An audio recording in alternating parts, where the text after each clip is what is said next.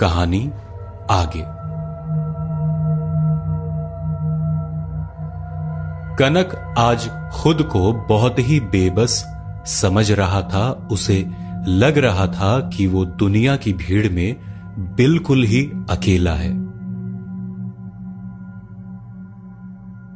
उसे कोई समझने वाला नहीं है जो उसके मन के भाव को समझ सके।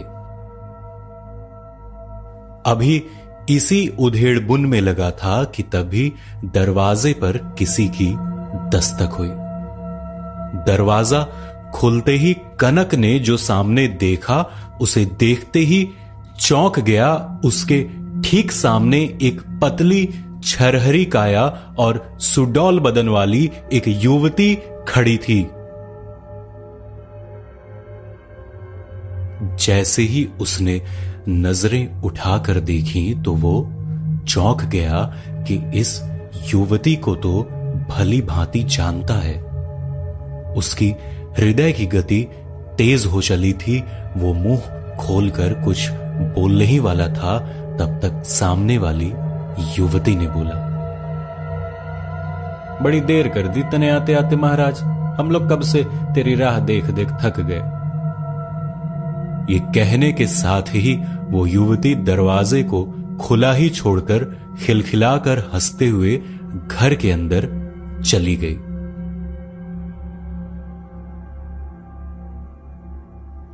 कनक के समझ में नहीं आ रहा था कि ये सब क्या हो रहा है। ये लड़की यहां कैसे? कहीं मैं गलत जगह तो नहीं आ गया? अब जो कुछ भी हो इसका पता तो अंदर जाकर ही लगेगा। ये कहते हुए वो भी बेधड़क अंदर प्रवेश कर जाता है। अंदर का माहौल देखकर उसकी आंखें खुली की खुली रह जाती हैं।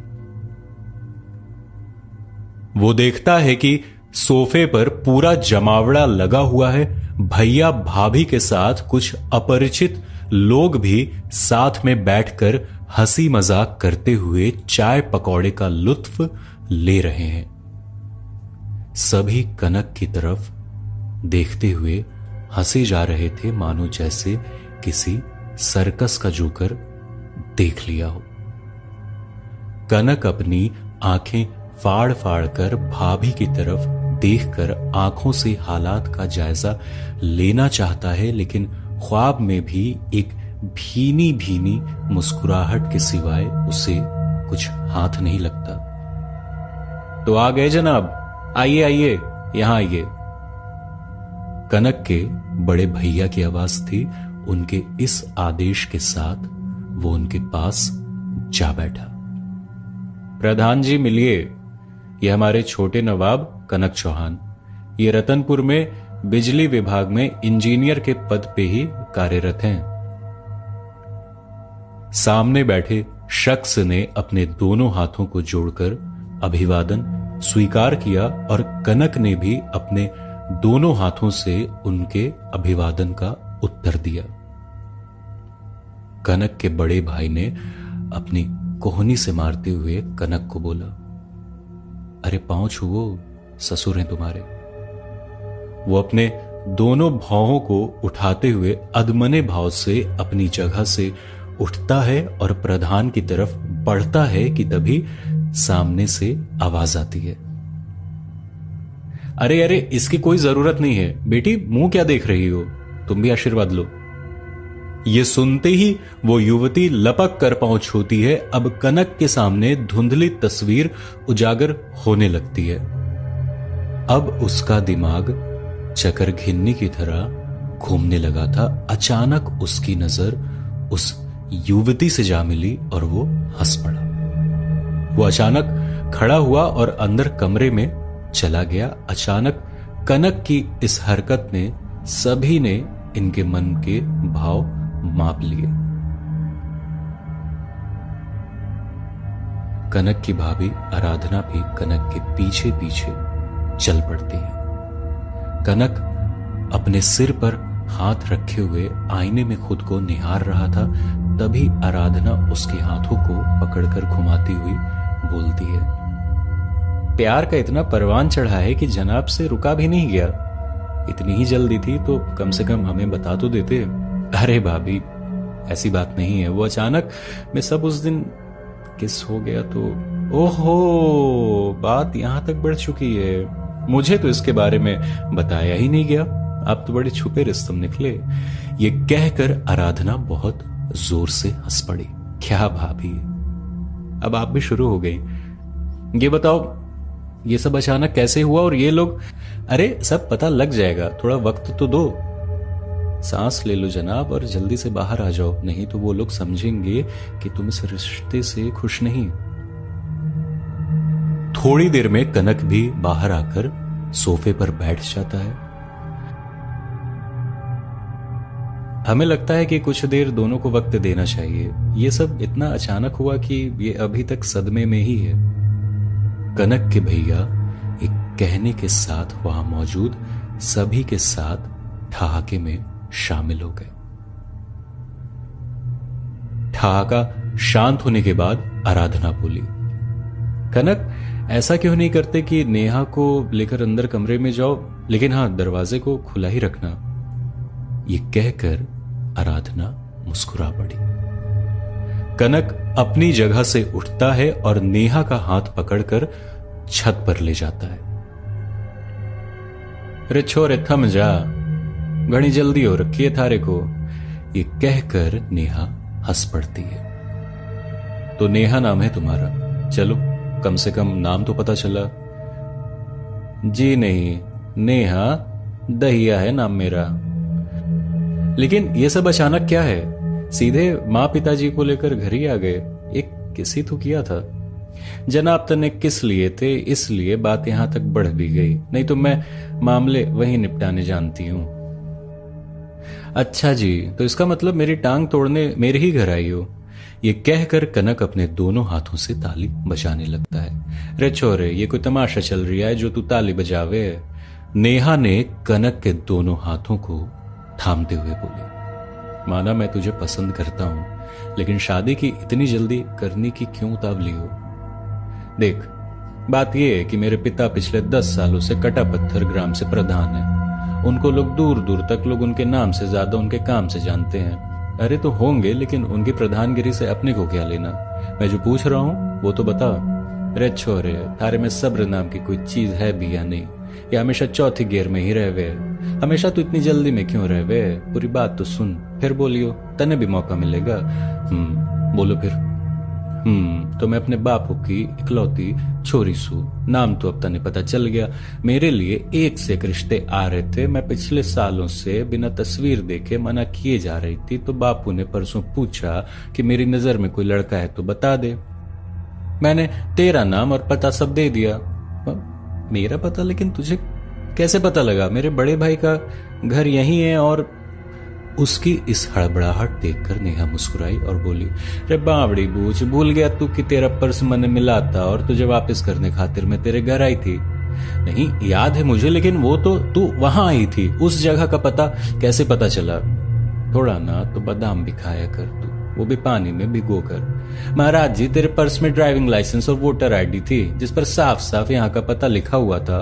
ओहो, तभी मैं सोचूं कि अच्छा तू सोच भी ले वे। क्या बात, बस करो, इतनी टांग खींचनी भी अच्छी बात नहीं है। ओहो, छोरा बुरा मान गया लगता है। इस रिश्ते से खुश तो है ना? अभी बता दे। नहीं, वो बात नहीं है, ये सब अचानक हुआ। सब कुछ तो मेरे समझ नहीं आया कि मैं किस तरह प्रक्रिया दूं। और अच्छा, ये सब रहने दे, लेकिन ये बता तू वहां करने क्या गया था और ऐसा कौन सा काम था जो तू अगले दिन आया? वो मैं नहीं बता सकता, लेकिन ये जान लो मैं किसी की मदद करने ही गया था। कहीं तू हट्टी योगी बाबा के पास तो नहीं गया था ना? नेहा के ऐसा कहने के बाद भी वो खामोश रहता है। उसकी खामोशी को उसका इकरार समझकर वो दोबारा बोल पड़ती है, अरे बता भी दे, मुझसे क्या शर्माना? कहीं तू जौन सारी लड़कियों के चंगुल में तो नहीं फंस गया था? नहीं, मुझे जैसे ही एहसास हुआ वो लड़कियां मुझे अपने जाल में गिरफ्त करने वाली हैं, तो मैं उसे बीच रास्ते में ही छोड़कर भाग गया था। नेहा की बात सुनते ही अचानक कनक के मुंह से धारा प्रवाह की भांति मन के अवसाद निकल पड़े। इतना कहते ही उसको अपनी गलती का एहसास हुआ और अपनी जुबान को नियंत्रित कर लिया। तो मेरी शक की सुई सही दिशा में जा रही थी, तो जनाब वहां से बच कैसे आए? वहां जाने पर तो आज तक कोई भी वापस नहीं लौटा, मेरा भाई भी। ये कहते कहते दबंग नेहा भावुक हो उठी और उसके आंखों से आंसू निकल आए। कनक ने झट से अपनी जेब से रुमाल निकाला और उसकी आंखों से आंसू पोंछते हुए बोला, नेहा देखो, अब हम शादी के पवित्र बंधन में बंधने जा रहे हैं। मुझे लगता है कि तुम्हें मुझसे हर बात शेयर करनी चाहिए। क्या पता मैं तुम्हारे भी काम आ जाऊं। ये सुनते नेहा कनक की तरफ देखती हुई बोली, देखो बात ये 8 साल पहले की है, जब मेरी उम्र तकरीबन 14 वर्ष रही होगी। मुझसे एक बड़ा भाई था जिसका नाम संदीप था, जो मुझसे 7 वर्ष बड़ा था। वो शारीरिक रूप से बलिष्ठ और बड़ा ही आकर्षक व्यक्तित्व वाला इंसान था। गांव में किसी की मदद के लिए आधी रात को भी तैयार रहता था। इस निष्पक्ष भाव से सेवा के लिए उसे सभी जानते थे और वो गांव का चहेता था, ये कहना अन्याय ना होगा।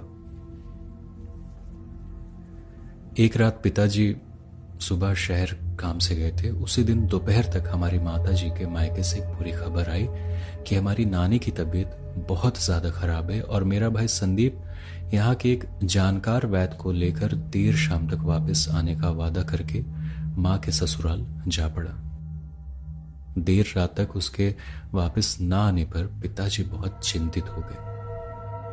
रात्रि के लगभग 12 बजे जब पिताजी से नहीं रहा गया तो वो अपने गांव के ही वैद्य जी के घर पहुंचे। वहां पहुंचते ही वो सकते में आ गए जब देखा कि वैद्य जी उनके सामने थे। मेरे पिताजी को देखते ही वैद्य जी बोल पड़े, नमस्कार प्रधान जी, सब खैरियत तो है ना? नहीं वैद्य जी, सब ठीक था, लेकिन आपको देखकर लगता है कि अब कुछ खैरियत नहीं है। ये क्यों बोल रहे हैं आप? मैं समझा नहीं। नेहा बिटिया बता रही थी कि आप संदीप के साथ गए थे, लेकिन आप तो यहीं हो। हाँ, मैं और संदीप दोनों ही साथ आपके ससुराल में गए थे। मैं तो बस अभी आधे घंटे पहले ही आया हूं। क्यों, कुछ बात है क्या? यदि आप आधे घंटे पहले आए हैं तो मेरा बेटा संदीप कहाँ रह गया? क्या मजाक कर रहे हो प्रधान जी? आपका बेटा तो मुझे वहां पहुंचाने के आधे घंटे बाद ही निकल गया था। ऐसा कैसे हो सकता है? यदि ऐसा है तब वो अभी तक घर क्यों नहीं पहुंचा? आपको ठीक से याद है उस वक्त समय क्या हो रहा होगा? उस वक्त सूर्यास्त हुए कुछ देर ही हुई थी, मेरे ख्याल से यही लगभग 7 बजे शाम को। ये सुनते ही मेरे पिता अपना धैर्य खो बैठते हैं, वहीं चबूतरे पर सिर पर हाथ रखकर बैठ जाते हैं। कुछ देर उसी परिस्थिति में बैठे रहने के बाद खड़े उठते हुए बोलते हैं, ओहो, कहीं वो जौनसारी लड़की के चक्कर में तो नहीं पड़ गया? अंधेरे में रास्ता भटकने के बाद कहीं उधर ना चला गया हो? मुझे जल्दी ही उसे वापस लाने जाना ही होगा। ये कहते हुए अपने हाथ में लठ लिए वहां से निर्भीक हुए चल पड़ते हैं। वैद्य संशय भरी नजरों से देखता ही रह जाता है। मां का मायका कटा पत्थर से कच्ची पगडंडी ऊपर पहाड़ों की तरफ जाती है, जो 3 किलोमीटर आगे जाने के बाद एक बहुत बड़ा समतल मैदान आता है। उस वक्त उस मैदान में एक बहुत बड़ी नदी भी हुआ करती थी, जिसे पार करने पर 2 रास्ते मिलते थे। एक रास्ता जो उल्टे हाथ पर पड़ता था वो जौनसारियों की तरफ चला जाता था, जो कि वो उस जगह के नाम से लोग डर जाते थे। वहां की लड़कियां यहां नदी के पास किसी अनजान लड़कों को पहला फुसला कर अपने जादू से अपने गांव ले जाती थी और उनसे विवाह कर सम्मोहित करके जिंदगी भर गुलाम बनाकर रखती थी।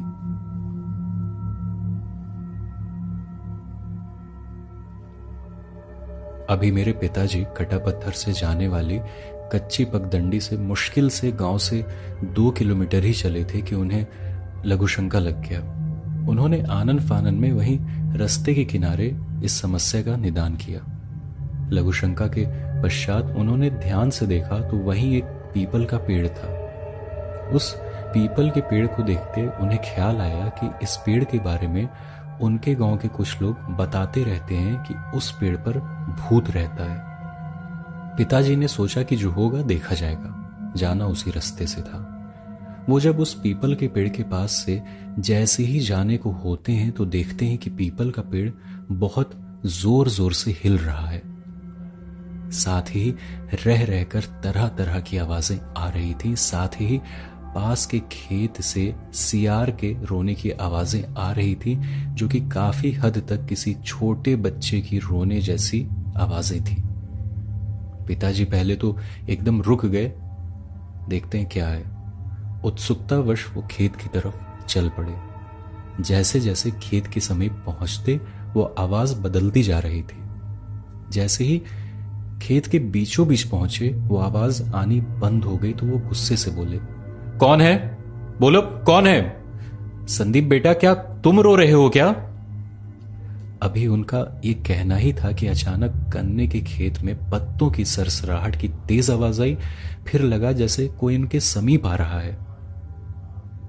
जैसे जैसे पदचाप सूखे पत्ते पर पड़ रहे थे, उसी तरह आभास हो रहा था कि कोई उनके समीप भी बढ़ता जा रहा था। अगले ही पल एक बड़ा सा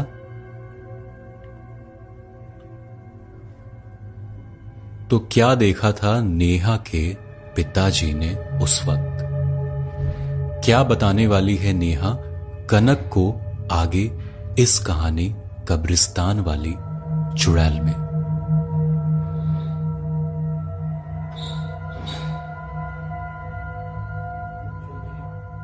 कब पर्दा उठेगा मोहिना की मौत के रहस्य से? क्या लगता है आपको